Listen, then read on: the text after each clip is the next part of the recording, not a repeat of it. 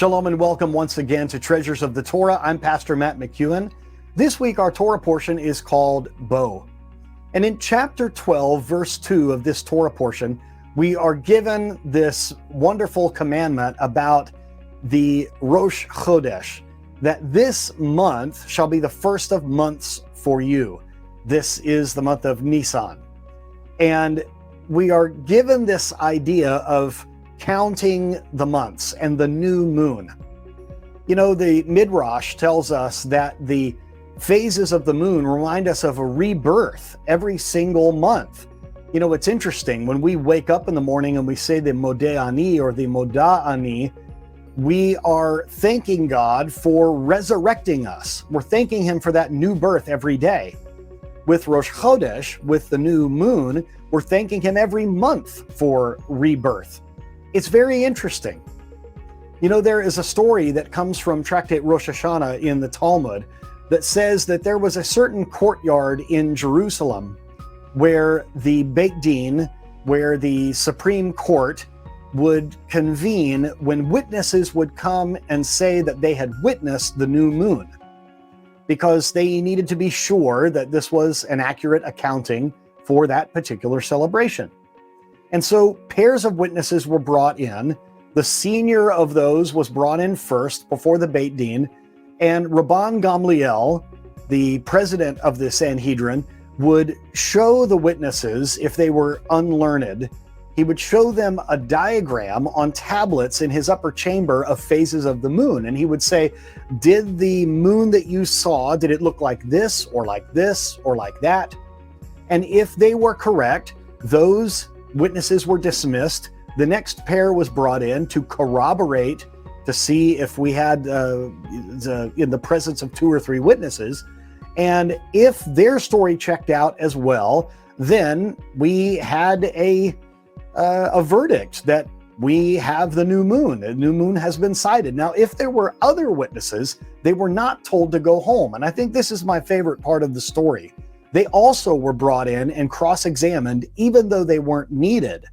Not because they needed their testimony, but they also were questioned so as not to discourage them from coming at another time. I like that they didn't want these people to leave discouraged, like their testimony didn't matter. So after they had the corroborating evidence, then they knew that truly the new moon had shown up. Now, why do I mention this?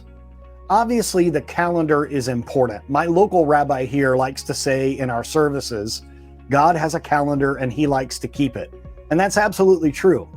Now, there are those that, because of things they've read on the internet or because they want to do things their own way, will try to go out and be a moon sighter. Will try to say that they saw this sliver of the moon or whatever. It doesn't really matter, because this calendar that we follow, the Jewish calendar, was sort of set in place, set in stone, as it were, by the Sanhedrin many generations ago.